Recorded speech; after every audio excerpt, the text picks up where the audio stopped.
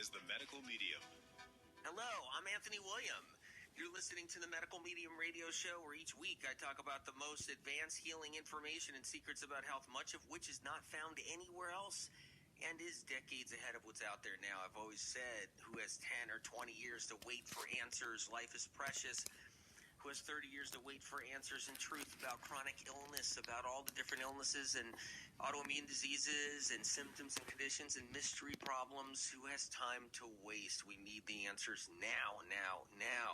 I've been fortunate enough to have a gift come to me when I was at the age of 4 so that I could give it to everybody else and give the gift to everybody else, give them the information that they need to heal. I've dedicated my life. I've helped heal tens of thousands of people, move them forward. Now it's in the hundreds of thousands, and I want to do the same for you in any way I can, any possible way I can.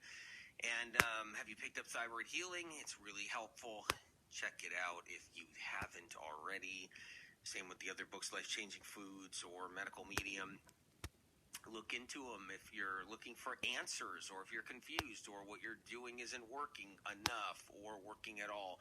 So check those out if you can.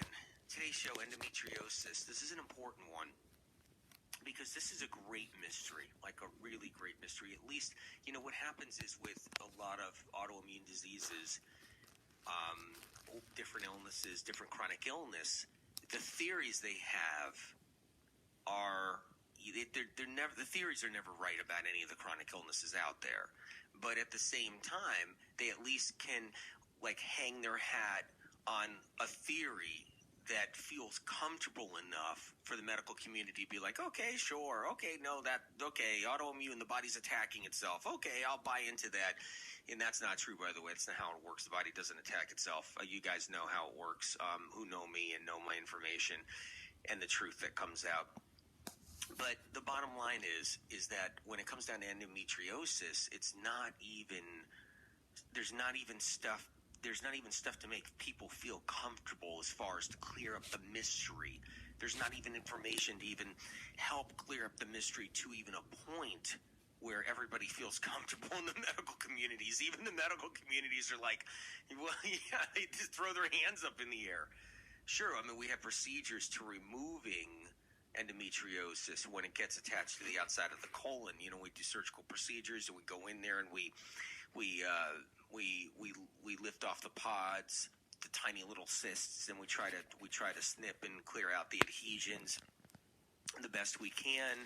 Some really good doctors know how to do this procedure, and it's more successful. I think a little bit more successful now for some people than it was in the past, and so it's you know, that's helpful.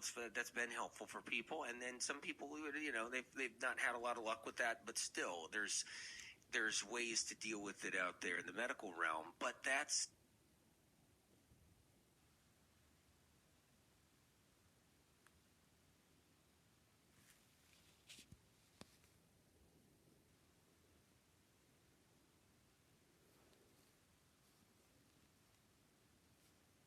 attaching themselves to the bladder. Why are they attaching themselves around the ovaries? Why is this even occurring? It's like a massive mystery. It's like, meaning all chronic illness is mystery, but at least in a lot of different areas of chronic illness, everybody can get comfortable with whatever lie or scam or whatever it is in the medical industry that they want to pass off something, you know, some kind of thing. Like, first of all, it was all in your head years ago. Oh, no, you're crazy. It's all in your head. Your symptoms aren't even real. So that whole thing they try to pass on everybody, right? And everybody bought into that. You know, I talk about that in Thyroid Healing. And then, you know, there's been one after another, all the way up to autoimmune. Now it's the gene theory. Everything's genes. Doesn't matter what it is at this point. It's like, oh, it's your genes. You're going to have that disease because it's genetic. We might have somewhat of a treatment that could almost work, but it's or not, but it's genetic. You're stuck with it. It's just who you are. You're born this way. You're faulty. That's the new way. That one is even kind of going to rise above the autoimmune way. They're both going to be hand in hand. It's like it's genetic and your body's attacking itself. Your body's attacking itself because it's genetic, because you have a genetic disease and your body's attacking. It's going to go back and forth like that, or both together like that. That's how it's always going to be. And so And with endometriosis, they're trying to head there. They're going to have to. They're going to be like, oh, it's just genetic. And they're going to, or near immune cells are confused or something like that. We'll cover some of their theories, the medical community's theories right now.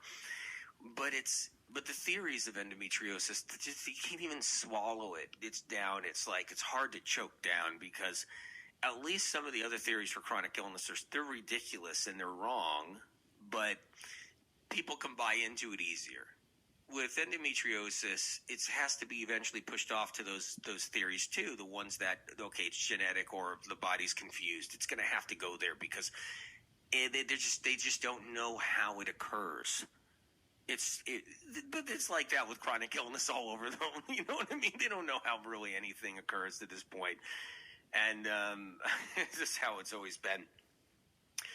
So, this show has nothing to do with repackaged or recycled theory, made to sound like a new understanding of any kind of illness, just for the record. The information here doesn't come from medical interest groups, medical funding with strings attached, botched research, thumb on the scale, investors investing in a project. So the outcome has to be biased and fall into the investors' liking because they'll never invest again in that person or that technician. Internal kickbacks, none of that going on here. No medical lobbyists involved with any information that's ever been on this show, ever that have been given out to people to help them heal. No persuaded belief systems, which is really dark. Persuaded belief systems ends up making money going underneath the table so that citations of studies and peer reviews and all this other garbage and junk science gets out there, and then that's why everybody's still sick and chronically still sick because of all those repackaged theories. Private panels of influencers, you wouldn't believe how many of those are in alternative medicine and conventional medicine. You guys have no idea. Health field payoffs and trendy traps. Trendy traps really stink because trendy traps just get people confused. They make them do dangerous liver flushes. They make their gallbladders, need surgeries because stones get caught in the gallbladder from, liver flushes. They, all kinds of different cleanses hurting the liver, hurting the body, and different things because they're all not done right. Because that's just the way it works. Trendy traps, from high-fat diets to, diets that just don't make sense when someone has a certain disease or a certain problem and they eat a certain way, but it's all wrong.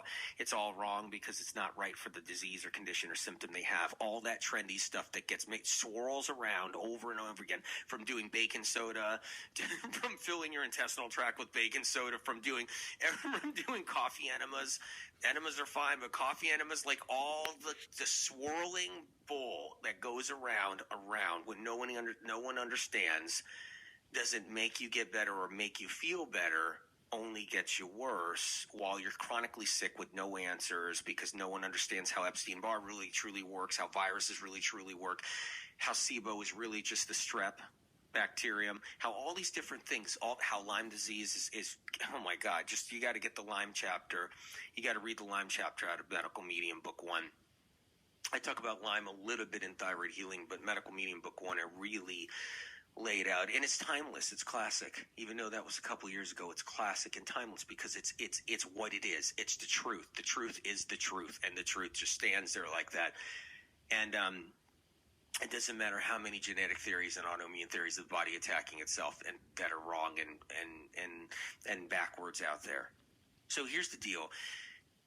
The information in the show, it comes from a pure, untampered with, uncontaminated place, a clean source of information. I was given a gift at age 4. I've dedicated my life in giving the information that comes. And yeah, so it's been for you this whole time, so we can get you better. I've helped people get better who have lived great lives all these years after being debilitatingly sick with chronic illness with no hope. And so, but anyway, we're talking about endometriosis today, so let's do that. Let's get into it right away. Thanks for having patience at the beginning here. I'm a little bit more lighthearted in this show. I've been pretty heavy duty in the other shows. Pretty intense. Pretty intense. A little too sarcastic, a little too intense, because what happens is when people are suffering out there and information is backwards, it just gets to you. I'm sorry, but it gets to you after year after year after year after year. It gets to you because It's like, aren't we there yet? Aren't we there yet? What year is it? Aren't we there? I mean, look at the technology we have. Aren't we there? Don't we have answers? Don't we have something better than what's going on? Did you know people are getting sicker and sicker and sicker, faster and younger? Unbelievable. Unbelievable. Spirit was right when Spirit told me that's what was coming our way. And Spirit was 100% right, of course, as always. So here's, the endometrium in the uterus, the tissue lining there, grows inside what happens is those endometrial cells, they somehow get outside of the uterus and they start to grow. That's all we know, is somehow they get outside the uterus. So that's what we know right there. That's basically it. And it's not a lot. It's not a lot. The cells, meaning what we know, it's not a lot. What we do for it, well, you have some options the doctors offer. You could go on the pill. So that's one option they try. It's to try to confuse hormones, because they believe the hormones play a role with endometriosis. And they kind of do. They do. In some way, they do. And we'll talk about that in a little bit. But all we know really is that these endometrial cells somehow get on the outside of the uterus, and then they grow. They can grow in places on the colon. But all we know really is that these endometrial cells somehow get on the outside of the uterus, and then they grow. They can grow in places on the colon. They can grow in places in the pelvic walls. They can get into the pelvic cavity. They can get into the ovary. They can get onto the ovaries. They can get onto the bladder.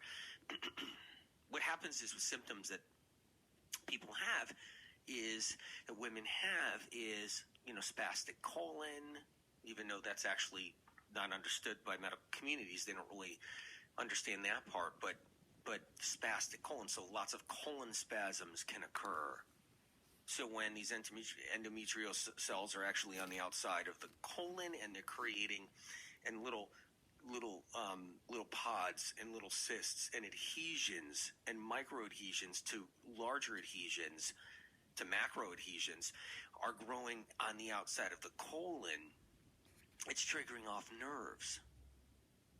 So then when you have your menstrual cycle, then all of a sudden that happens, and all this pressure builds up and puts pressure up against the colon, and it pushes those pods into the colon a little bit. It presses up against the colon, and then it touches nerves, and then colon spasms happen. So with a lot of women, when they're cramping, they're not just cramping from having a cycle. A lot of women with endometriosis, they're not just cramping from having a cycle. So many of you with endometriosis probably experience so much like this. And what happens is it's also cramping from the colon spasms. And that's what makes it really difficult outside of the colon. So the minute you have your menstrual cycle, and everything swells. And same with ovulating. During ovulation time too, everything swells. Ovaries swell, they expand. So what happens is there's pressure. There's not a lot of space in here. Everybody thinks that internally we have all the space. Everybody does. Honestly, I've noticed this. Even practitioners, there's the practitioners out there and different healers, and even some doctors, they think there's a lot of space in there. Not everybody thinks this, but most everybody in your own body, you think there's a lot of space. There's no space in there. Everything's squeezed. Everything's already squeezed tight. Everything is tightly squeezed. Everything. The ovaries are packed in there. Uterus. Everything is packed in there. Everything's tight. Your liver, your gallbladder, everything's tight. Your intestinal tract, your colon, it's all tight. Connective tissue all happening. It's just all packed tight. And then what happens is that all you need is a few things occurring. So say you're a woman and you have some lymphedema, and you have a little bit of edema. That means fluid retention. So you're dealing with some fluid. I'm not just talking about weight or extra weight gain. I'm talking about fluid retention, just a little bit of that happening periodically, and you have endometriosis.